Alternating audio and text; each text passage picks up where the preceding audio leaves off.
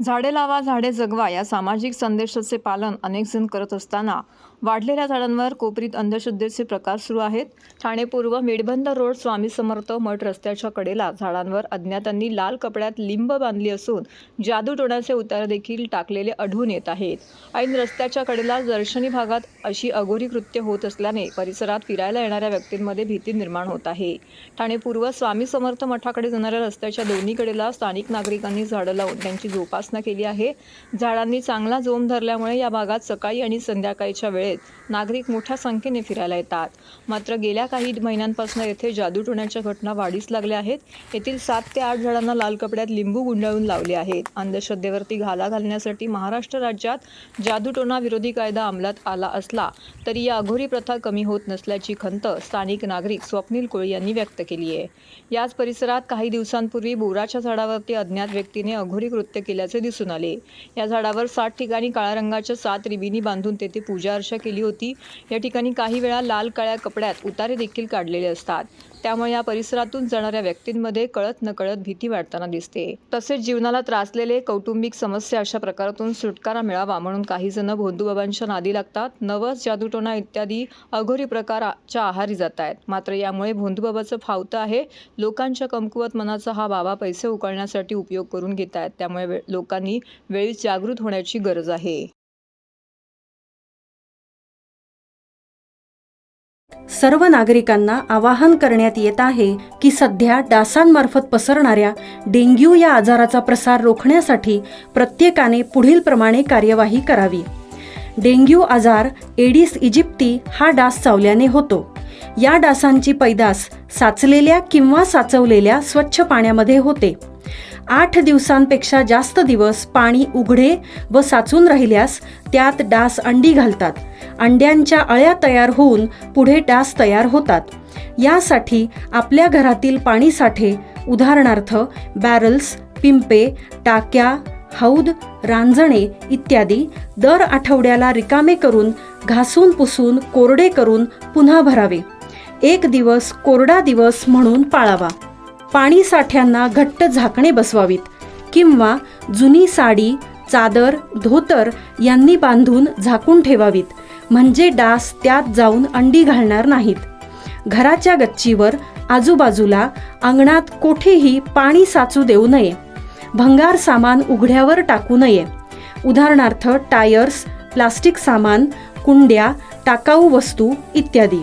अशा सामानात पावसाचे पाणी साठून त्यात डेंग्यूच्या डासांची पैदास होते।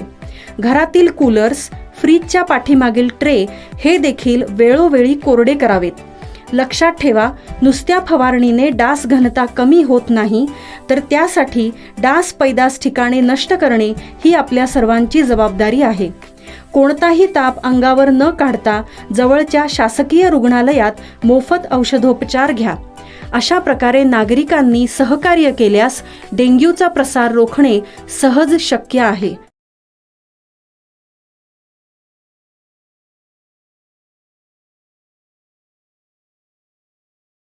लवकरच नालेसफाईला सुरुवात, दिव्यात मात्र ठेकेदार मिळेना।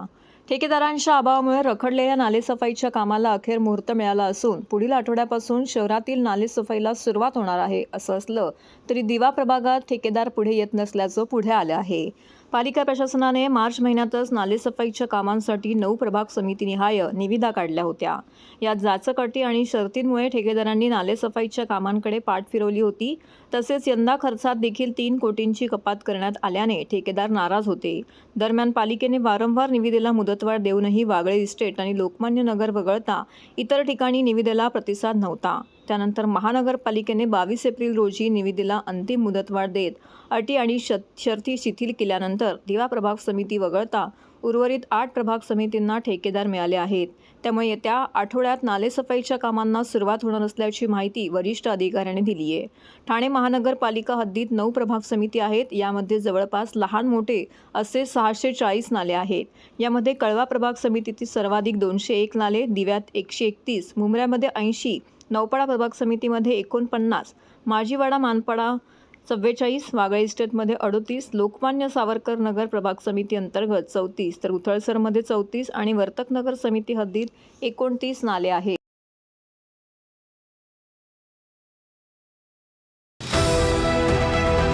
NJSB सौर शक्ती कर्ज. गो ग्रीन, करा वीज बिलावर बचत. आकर्षक व्याजदर, 84 महिने परतफेड कालावधी, 80% लोन, व्यावसायिक आणि उद्योजकांकरता सुद्धा. अधिक माहितीसाठी तुमच्या जवळच्या शाखेला भेट द्या किंवा संपर्क साधा. 1800-223-466 आणि 1800-266-3466.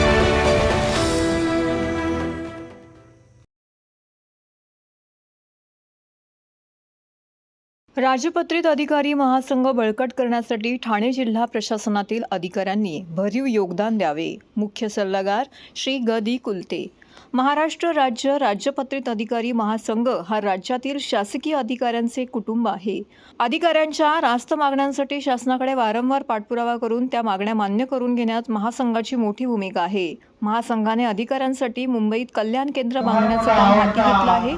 संघटना आणखी मजबूत करण्यासाठी व कल्याण केंद्रासाठी ठाणे जिल्ह्यातील अधिकाऱ्यांनी योगदान द्यावे असं आवाहन महासंघाचे मार्गदर्शक संस्थापक अध्यक्ष मुख्य सल्लागार श्री ग दी कुलते यांनी केलं. महाराष्ट्र राज्य राजपत्रित अधिकारी महासंघ आणि ठाणे समन्वय समिती यांच्या संयुक्त विद्यमाने ठाणे जिल्ह्यातील राजपत्रित अधिकाऱ्यांची बैठक बुधवारी 24 एप्रिल 2024 रोजी दुपारी 3 वाजता ठाणे जिल्हाधिकारी कार्यालयाच्या समिती सभागृहामध्ये संपन्न झाली. या बैठकीसाठी महासंघाचे मार्गदर्शक संस्थापक अध्यक्ष व मुख्य सल्लागार श्री ग दी कुलते, अध्यक्ष विनोद देसाई, सरचिटणीस समीर भाटकर, आरोग्य उपसंचालक डॉक्टर अशोक नांदापूरकर, डॉक्टर अविनाश भागवत, सुदाम टावरे, दिगंबर सिरामे या मान्यवरांसह ठाणे समन्वय समिती अध्यक्ष तथा निवासी उपजिल्हाधिकारी सुदाम परदेशी, कार्याध्यक्ष तथा जिल्हा उपमुख्य कार्यकारी अधिकारी अविनाश फडतरे, उपाध्यक्ष मोहन पवार, सरचिटणीस तथा जिल्हा माहिती अधिकारी मनोज शिवाजी सानप, जिल्हा आरोग्य अधिकारी डॉक्टर गंगाधर परगे, जिल्हा सार्वजनिक बांधकाम विभागाचे कार्यकारी अभियंता सुनील चव्हाण यांसह इतर अन्य विभागांचे अधिकारी मोठ्या संख्येने येथे उपस्थित होते. महासंघाचे मुख्य सल्लागार व मार्गदर्शक कुलते यांनी महासंघाचे ठाणे जिल्ह्यात राजपत्रित अधिकारी महासंघाच्या ठाणे समन्वय समितीच्या माध्यमातून सुरू असलेल्या कामांचं कौतुक करून संघटना आणखी मजबूत होण्यासाठी सर्वच विभागाच्या राजपत्रित अधिकाऱ्यांनी एकत्र येऊन योगदान देण्यास सांगितले. महिला अधिकाऱ्यांसाठी बालसंगोपन रजा, 7वा वेतन आयोग, अधिकाऱ्यांच्या पाल्यांसाठी अनुकंपा तत्वावरील नोकरी यांचा विविध मागण्या राज्य शासनाकडून मान्य करून घेण्यासाठी महासंघ महत्त्वाची भूमिका बजावत असल्याचे सांगितले. महासंघाने कल्याण केंद्र बांधण्याचे स्वप्न पाहिले असून त्याचं काम बांद्रा येथील जागेत सुरू झालं आहे. या कल्याण केंद्रासाठी निधी जमा करण्यात येत असून सर्व अधिकाऱ्यांनी स्वेच्छेने यात योगदान द्यावे असंही त्यांनी सांगितले. जागतिक पुस्तक दिनाचं औचित्य साधून बुक कल्चरच्या वाचनप्रिय बालकांचा सन्मान. आभासी जगातून मुलांना बाहेर काढून वाचनाची आवड लावण्याचा विडा बुक कल्चरच्या संचालिका सविता राणे यांनी उचलला आहे. याचाच एक भाग म्हणून जागतिक पुस्तक दिनाचं औचित्य साधून बुक कल्चरने 23 एप्रिल रोजी ठाणे महानगरपालिकेच्या संयुक्त विद्यमाने कैलासवासी नरेंद्र बल्लाळ सभागृह येथे वर्षभर सर्वाधिक पुस्तके वाचणाऱ्या वाचनप्रिय बालकांचा सन्मान केला. प्रमुख पाहुणे म्हणून ठाणे महानगरपालिका अतिरिक्त आयुक्त गझलकार संदीप माळवी, कवी अशोक बागवे, कवी अरुण म्हात्रे उपस्थित होते. कार्यक्रमाची सुरुवात प्रमुख पाहुण्यांच्या हस्ते दीपप्रज्वलनाने झाली. सेशा अय्यर हिने पहाडी आवाजामध्ये शिवगर्जना सादर केली. बुक कल्चरच्या वेबसाईटचंही यावेळी उद्घाटन संपन्न झाले. सविता राणे यांच्या बुक कल्चरमधील एका लहान मूल वर्षाला 100 पुस्तके वाचत आहेत. लहान मुलांच्या माध्यमातून बुक कल्चरने वाचनाची नवीन चळवळ ठाण्यामध्ये सुरू केली आहे. ही चळवळ ठाण्यापुरतीच न राहता त्याचा प्रसार होणं आवश्यक असल्याचं मत संदीप माळवी यांनी व्यक्त केलं. वाचनप्रिय बालकांच्या पाठीवर थाप मारताच मुलांना वाचनासाठी प्रोत्साहन देणाऱ्या पालकांचंही त्यांनी कौतुक केलं. प्रत्येक महिन्याला बुक कल्चरच्या मार्फत बाल वाचन कट्टा आयोजित करण्यात अतिरिक्त आयुक्तांकडून जाहीर करण्यात आलेला आहे. कवी अशोक बागवे आणि कवी अरुण म्हात्रे यांनीही सविता राणे यांनी सुरू केलेल्या बुक कल्चर चळवळीचं कौतुक केलं. बुक कल्चरच्या संचालिका सविता राणे यांनी संस्थेची माहिती यावेळी दिली. आज बुक कल्चरमध्ये 2000हून अधिक बालवाचक आहेत. या उपक्रमात पालकांचंही योगदान असल्याचा उल्लेख करत सविता राणे यांनी भविष्यामध्ये हेच वाचक आपल्या देशाचे जगात उत्तम नेतृत्व करतील यामध्ये शंकाच नाही असं मत त्यांनी व्यक्त केलं. वाचनाची खूपच आवड आहे. I've been reading books and I've been doing that through book culture, which is my library, and I love reading books, and I think the major reason for that is book culture, that is my library. Today is a very auspicious day actually. It is Hanuman Jayanti, आणि त्यासोबतच आपले श्री छत्रपती शिवाजी महाराज आज ते तिथीनुसार गेलेले आहेत, पण त्यांचा so he is with us at every soil. पण मी आज मुद्दाम या कार्यक्रमाला उपस्थित राहण्याचं कारण की सविता गांधी गेल्या आठवड्यात माझ्याकडे आलं त्यांनी बुक कल्चर, म्हणजे बुक कल्चरशी मी असं ओझरतं ऐकलं होतं की बाबा की खूप अशी वाचनाविषयीची पुस्तकांविषयीची चळवळ सुरू असते आणि ठाणे हे मला वाटतं की अलीकडच्या काळातलं एक सांस्कृतिक केंद्र बनत आहे. पूर्वी असं म्हणायचं की पुणे तिथे काय म्हणे, नंतर पुण्यानंतर ते चक्र थोडंसं डोंबिवलीकडे वळलं आणि आता ते ठाण्याकडे वळतंय. आणि मला अभिमानानं सांगायचं वाटतं की ठाणे हे महाराष्ट्राचं सांस्कृतिक केंद्र बनतंय. त्याच्यामध्ये कुठेही काही अभिमानानं सांगण्याची गोष्ट आहे.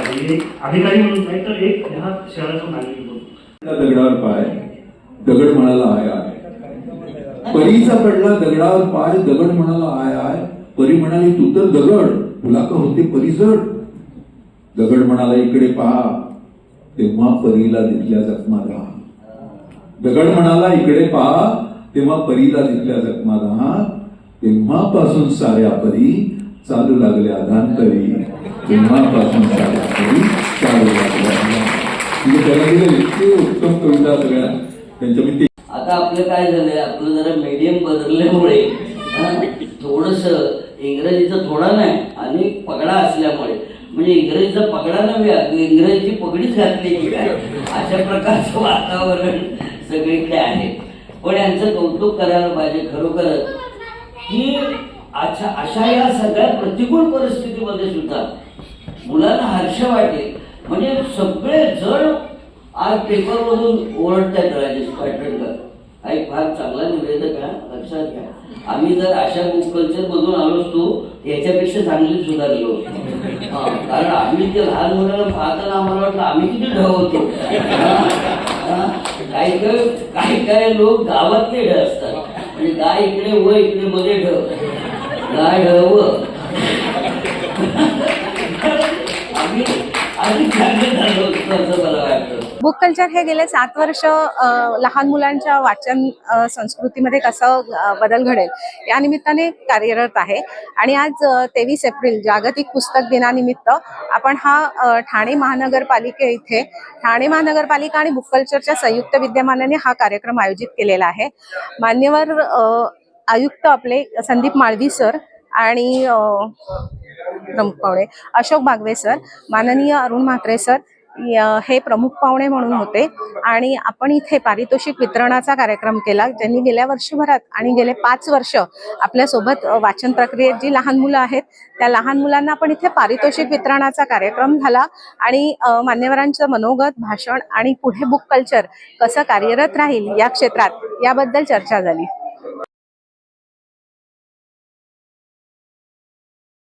लोकसभा निवडणुकीचे बिगुल वाजलं आहे, त्यामुळे सर्व शासकीय कार्यालयातील कर्मचाऱ्यांनी तयारी सुरू केली असून राज्य उत्पादन शुल्क ठाणे विभागाने कंबर कसली आहे.